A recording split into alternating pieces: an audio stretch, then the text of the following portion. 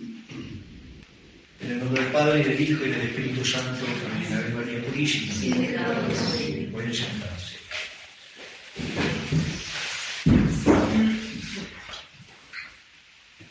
Esta misa, domingo 10 después de Pentecostés, ahora les voy a dar el epístola y el Evangelio para entender lo que Dios nos va a enseñar. La epístola es tomada del apóstol San Pablo a los Corintios y dice lo siguiente: hermanos, bien sabéis que cuando eras pagano marchabas sin reflexionar tras los ídolos mudos. Ahora pues, yo os declaro: nadie que hable inspirado de Dios maldice de Jesús, y nadie puede decir que Jesús es el Señor, sino por moción del Espíritu Santo. Hay sí diversidad de dones espirituales, mas es el mismo Espíritu. Diversidad de ministerios, pero un solo Señor. Diversidad de operaciones, mas el mismo Dios obra todo en todos. La manifestación del Espíritu se da a cada cual con miras al bien común. Así uno recibe del Espíritu una palabra de sabiduría, otro recibe del mismo Espíritu una palabra de ciencia. A este le da el mismo Espíritu fe, al otro el don de curación por el mismo Espíritu. A quien el don de hacer milagros, a quien la profecía, a este discreción de espíritus. A uno diversidad de lenguas, a otro el don de la interpretación. Mas todo esto lo obra el mismo y único Espíritu, repartiéndolo a cada uno según le place. El Evangelio es tomado del evangelista San Lucas y dice lo siguiente: en aquel tiempo dijo Jesús a ciertos hombres que presumían de justos y despreciaban a los demás esta parábola. Dos hombres subieron al templo para orar, uno fariseo y otro publicano. El fariseo, en pie, oraba en su interior de esta manera: Dios, gracias te doy porque no soy como los demás hombres, ladrones, injustos, adúlteros, o como este publicano. Ayuno 2 veces por semana, pago los diezmos de cuanto poseo.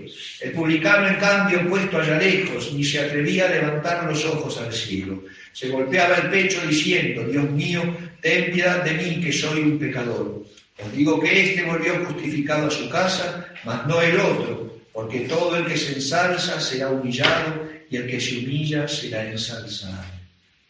Este evangelio de hoy, esta hermosa parábola del publicano y del fariseo, ¿no es cierto?, dos extremos. Siempre nuestro Señor en las parábolas, Él hace estas comparaciones para que nosotros aprendamos con cosas claras, que quizás no se dan siempre en estos términos extremos, pero sí en el hombre siempre, en cada ser humano, hay un publicano y hay un fariseo.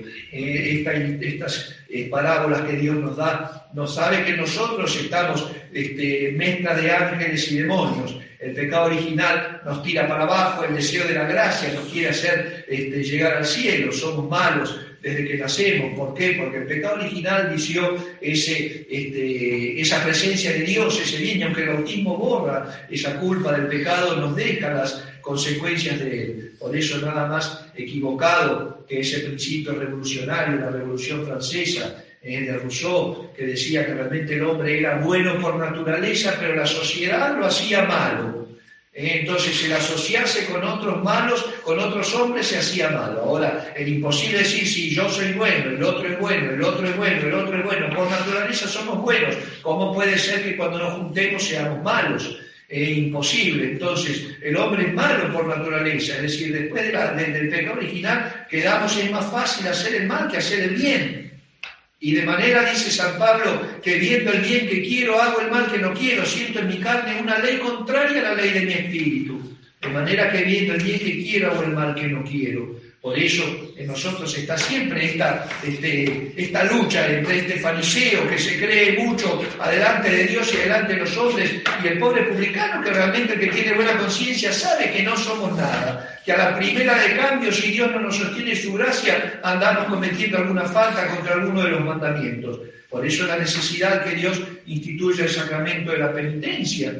Porque si hubiera sabido que después de la justificación, es decir, del perdón del pecado original y además de la confirmación en gracia, si nos hubiera confirmado en gracia no íbamos a pecar más, no haría falta la confesión. Sin embargo, Dios nos da los medios para volver a recuperar esa gracia perdida, porque sabía lo que somos, sabía lo que tenemos en el corazón. Y vemos esta lucha de este fariseo y de este publicano. El fariseo, recuerden que era una de las sectas de la sinagoga, uno de los grupos que gobernaba, religiosos que gobernaba al pueblo de Israel, en los cuales ellos eran los letrados, eran los que sabían leer, los que entendían las profecías, los que mostraban la ciencia de Dios al pueblo, digamos así, enseñaban la teología al pueblo. Entonces estos se creían mucho. De hecho, varias veces nuestro Señor los fustiga en el Evangelio, y se ponían, cuando tenían que ayunar, para que la gente entendiera que estaban ayunando, se ponían talco en la cara para parecer más pálidos. Cuando iban a dar limosna, por ejemplo,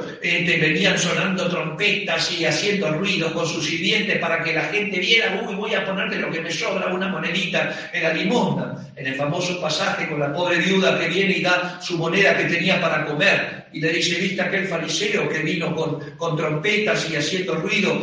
Puso lo que le sobraba, ni siquiera fue valiosa su ofrenda. Pero esta pobre viuda que puso una monedita nomás así, pero era todo lo que tenía y se lo daba al servicio del templo, esa sí yo recojo por el corazón. Porque como dice el Salmo, el hombre ve los rostros, pero Dios ve el corazón. Eso no tenemos que olvidarnos nunca. Y este fariseo, que hoy se desarrolla esta parábola en el templo para colmo, ni siquiera era afuera. Fueron dos a rezar al templo, dice el Evangelio de hoy. Un fariseo y un publicano.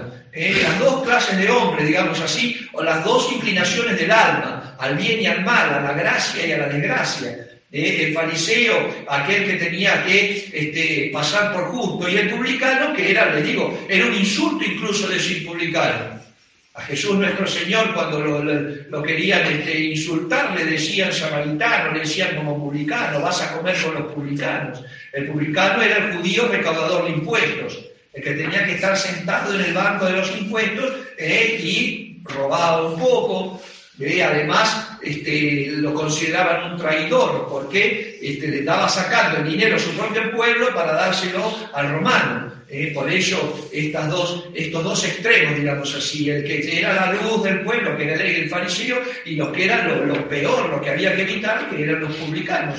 Y sin embargo Dios dice: bueno, estos dos subieron al templo. Uno se acercó más al altar, el fariseo. El otro, el publicano, se quedó en la puerta, en la entrada del templo, arrodillado, mirando al piso. El otro de pie, dice, reza de pie. Fíjese cómo va mostrando las actitudes, para que nosotros entendamos también cuál es nuestra actitud en la oración. El fariseo dice: Señor Dios, te doy gracias.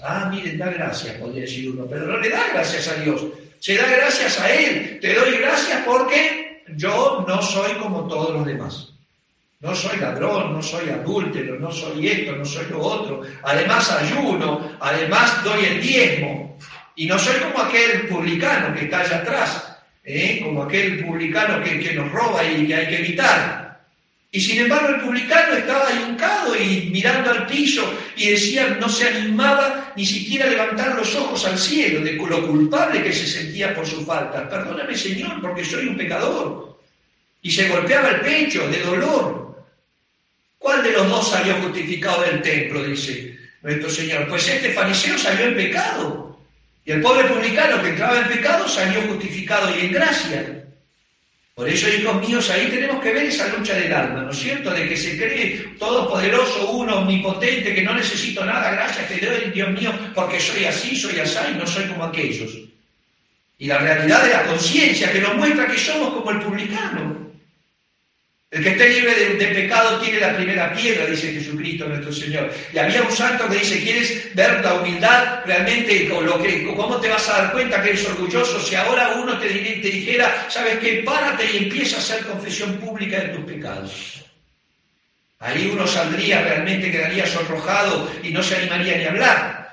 Pero mientras tanto, no, gracias que yo no soy como los demás, y tiendo a juzgar por soberbio. Fíjense, este fariseo. Primero, ¿a quién le rezaba? ¿A Dios, por más que lo había nombrado? No, porque él estaba diciendo: yo no soy, yo soy esto, soy aquello. Y de pie, además, con esa altanería de decir: ni siquiera tengo que doblar las rodillas delante de Dios. ¿Rezaba por los pecadores para la conversión de sus prójimos? No, tampoco. ¿Por qué? Porque este publicano estaba ahí atrás y no solamente no rezaba para que él se convirtiera si el pobre hombre tenía la desgracia de ser malo. Al contrario, lo despreciaba: vete para allá. ¿Rezaba para pedir alguna gracia a Dios? No, porque no la necesitaba. No necesitaba porque no soy esto, no soy aquello, no soy lo otro, ni para corregirse de algo, de algún defecto, para practicar alguna virtud tampoco, porque no tenía defectos. Según él no tenía defectos, y el defecto más horroroso que tenía era la soberbia de creerse que no tenía defectos. Ese orgullo que pone al hombre de pie delante de Dios, el orgullo de la sociedad moderna. El hombre se hace un pedestal y se construye un altar y se para delante de Dios. Pobrecito, pobre hombre. Y sin embargo el pecador dice esa oración que los monjes de Oriente, en los primeros siglos de la Iglesia, se llama la filocalia, la oración del corazón, que decía: Señor, ten piedad de mí porque soy un pecador. Jesucristo, Hijo de Dios, ten piedad de mí que soy pecador. Esta pequeña ejaculatoria, Jesucristo, ten piedad de mí que soy un pecador, la decían los monjes de Oriente y lo llegaban a decir más de 1000 veces por día, hasta el convencimiento propio. Por eso la santidad de los primeros consagrados, de los primeros monjes. ¿Por qué? Porque se convencían realmente de su miseria. No negaban los talentos que Dios les había dado, pero sí los referían a quien correspondía, que era el Dios dador de bienes. Por eso, hijos míos, vamos a ver la comparación de esta oración. ¿Y cómo es cuando yo voy a rezar también? Voy realmente con el criterio de decir: voy a Dios porque yo sé que necesito si yo no puedo nada. ¿Qué puede el hombre, dice nuestro Señor, si no puede ni agregar un codo a su estatura? No puede decir: ay, quiero crecer y voy a crecer más. ¿Qué puede el ser humano solo? Nada. Por eso qué tristeza la soledad, la soledad de la sociedad moderna, qué tristeza la soledad del pecador, del que vive el pecado mortal. De esto se trata este evangelio, de estas dos clases de hombres, o esta partición del alma, del pecador y del santo. El pecador que se cree que no tiene pecado, propio del alma que vive el pecado mortal, llega a endurecer tanto el corazón que cree que no tiene ningún pecado, que no falta nada que es agradable a Dios.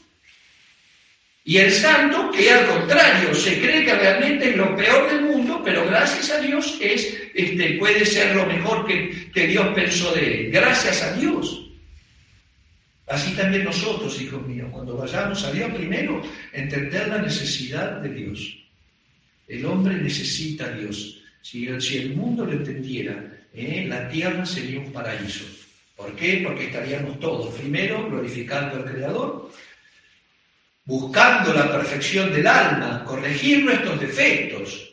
El orgulloso nunca acepta nada. Fíjense qué agradable que es cuando uno conoce a una persona humilde. No humilde económicamente, porque hoy se usa el término humilde para una persona que tiene dinero. Eso no es humildad. Hay pobres que son profundamente soberbios como si fueran millonarios.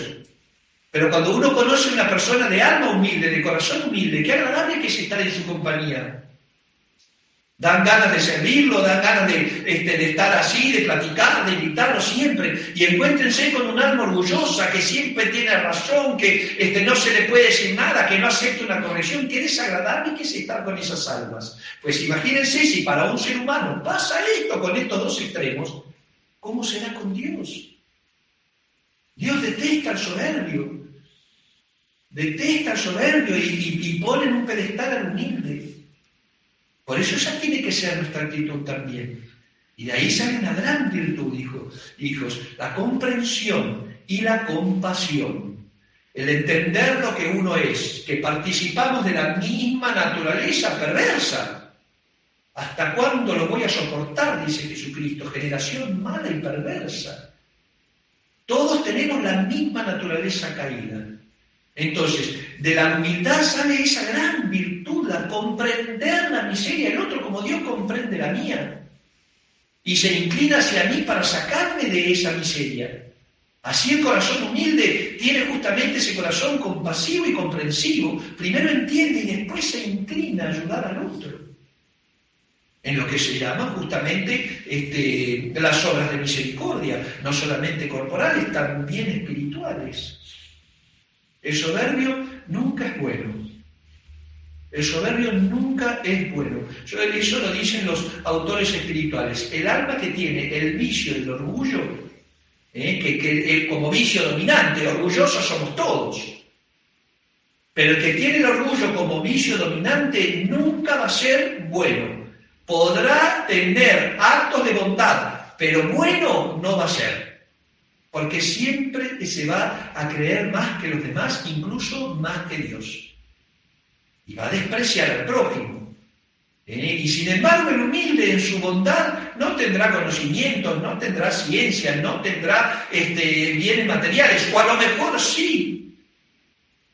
Pero siempre va a agradar a Dios con ese corazón desprendido. Y esa comprensión de decir, Dios mío, si yo soy así, entonces, bueno, vamos a tratar de ayudar a todos también. Porque participamos de la misma naturaleza. En cambio, el soberbio desprecia porque él no es como los otros. Cuidado cuando vayamos a acercarnos a rezar y acercarnos a Dios, al templo orar, dice, al templo del corazón. Acuérdense que después del bautismo somos templos del Espíritu Santo, por eso hay que proteger al cuerpo. Por eso hay que respetarlo, por eso hay que tenerlo puro, por eso hay que tenerlo humilde, por eso hay que ser modestos. Porque la gracia de Dios habita en nosotros como en su templo. No hay que profanar el templo de Dios como se profanan las iglesias. Como en la época del comunismo en México, que hacían de las iglesias salones de banquete, bailaban sobre los altares. Pues eso hace el pecador en el templo de su corazón cuando vive en pecado mortal. Pone al demonio para que lo idolatra ahí adentro. Ayer justamente en esa ceremonia, ayer o anteayer, de los Juegos Olímpicos famosos, todos mundanos y paganos que se estaban celebrando, termina eso con una burla de la última cena de nuestro Señor Jesucristo. Todos gente homosexuales, desastroso, porque era todo realmente una cuestión para la comunidad esta LGBT, hasta la Z, de tantos géneros que hay.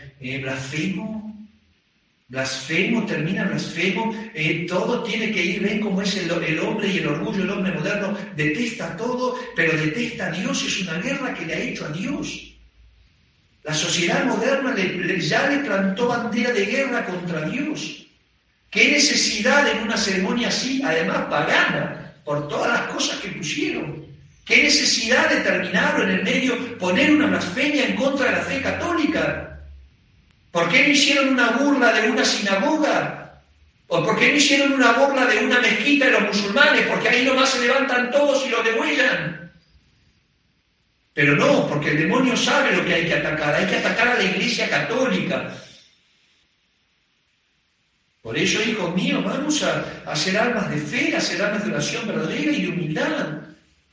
Entender que con Dios lo podemos todo y no nos levantemos contra Dios, no levantemos el estandarte de la modernidad contra Dios como lo hace el mundo, porque están perdidos, como si fueran a vencer en contra de Dios. Han pasado imperios inmensamente poderosos, asirios, caldeos, babilónicos, romanos, germanos, lo que sea, pero la cruz de Cristo sigue de pie. La cruz de Cristo sigue de pie, durante 4.000 años lo estuvieron esperando. Vino nuestro Señor 2.000 años más, 6.000 años hace, que por más que han querido no van a sacar a Dios. Entonces lo único que le queda al demonio es guerrearle, declararle la guerra con la soberbia, con las modas, con las degeneraciones, con todo, con el deseo de las riquezas, el afán de tener. Pero el demonio sabe que contra Cristo no puede. Pero sí puede contra nosotros si nos dejamos y nos alejamos de Dios. Por supuesto, y si no pudo destruir a Jesucristo, lo que más ama a Jesucristo son las almas de sus escogidos, pues el demonio sabe que las tiene que llevar al infierno, y ahí viene el mundo de tentación. Pidámosle a la Santísima Virgen María realmente que nos haga entender la actitud del alma en frente de Dios, y la presencia de Dios en el alma también. El soberbio nunca reza. El soberbio nunca se acuerda de Dios, para nada, no necesita. Sin embargo, así va la vida, y va a terminar mal. Sin embargo, el humilde, claro que en su debilidad, como el enfermo pide medicina, por ejemplo, o el pobre pide la limosna, así el pecador pide la gracia de Dios. Así el pecador que se reconoce como tal, Jesucristo, Hijo de Dios, ten piedad de mí, que soy un pecador. Así rezaba este pobre publicano, y él sí encontró misericordia, porque Dios ve los corazones, el hombre ve el rostro. El pueblo judío veía solamente en estos fariseos esa moral externa, esa rectitud disciplinaria que no podían dar más de 40 pasos, ese fariseísmo justamente que el sábado, como no podían caminar, aprovechaban para poder hacer sus cosas, ponían una vasija con agua al lado de su cama para levantarse y poder lavarse, para no tener que andar gastando pasos. Fíjense qué hipócritas. Y sin embargo Dios elogia la humildad del publicano, del que venía arrepentido de su miseria, quizás de sus robos, quizás de sus traiciones, y no del otro que se creía que era adúltero, no era esto, no era aquello, ni lo otro. Un poquitito más arriba de este evangelio, unos párrafos antes, unos versículos antes, la parábola del fariseo y publicano, en la conclusión trataba de la oración, digamos así. 3 versículos antes, nuestro Señor nos da de la insistencia y perseverancia en la oración con la viuda que tiene a su hijo mal, y va al juez inicuo y le dice, da justicia por mi hijo, suelta a mi hijo, suelta a mi hijo. Y tanto lo molesta la viuda al juez, que el juez dice, no sea cosa que venga, me arañe, me pegue, me haga algo, mejor, bueno, le hago justicia y le devuelvo a su hijo. Entonces, ahí la mujer perseverante, dame a mi hijo, dame a mi hijo, dame a mi hijo, hasta que tanto así hay que hacer la oración con Dios nuestro Señor. Si son bienes que nos van a servir para la salvación del alma y para nuestra felicidad eterna, aunque sean materiales, Dios nos va a conceder. Pero para eso hay que perseverar. Y además ir con humildad. Que sigue esta parábola. Él veía ahí, lo estaban vigilando los fariseos para poder encontrarlo y decretarle la muerte, condenarlo a muerte. Así odiaban los judíos a la persona de Cristo. Lo querían borrar del libro de la vida, lo querían mandar al infierno. Así eran en ese corazón soberbio que no entendían más que su poder. Que Nuestra Señora no endurezca, no permita que se endurezcan nuestros corazones así. Y que Dios nuestro Señor no se canse de nosotros y Él mismo nos abandone y deje nuestros corazones duros como piedra. Porque muchas veces cuando Dios ya llama a la puerta del corazón para que se convierta y viva, y el corazón no responde, Dios no pasa más y ese corazón queda endurecido. Que nunca nos pase eso, que nunca estemos tan puestos y realmente con la malicia del demonio en nuestros pecados, que no tengamos más ni siquiera deseos del cielo ni temor del infierno. Que la intercesión de la Santísima Virgen María haga de nosotros almas humildes, y que podamos en nuestras palabras, en nuestros pensamientos, en nuestras obras, manifestar la gloria de Dios para lo que fuimos creados. Para que así, después de haber atravesado el mar tormentoso de esta vida, luchando por una vida espiritual estable, después de haber pasado este mar tormentoso, podamos ser recibidos en ese banquete eterno que Jesucristo tiene preparado para aquellos que le aman. Ave María Purísima. En el nombre del Padre, y del Hijo, y del Espíritu Santo.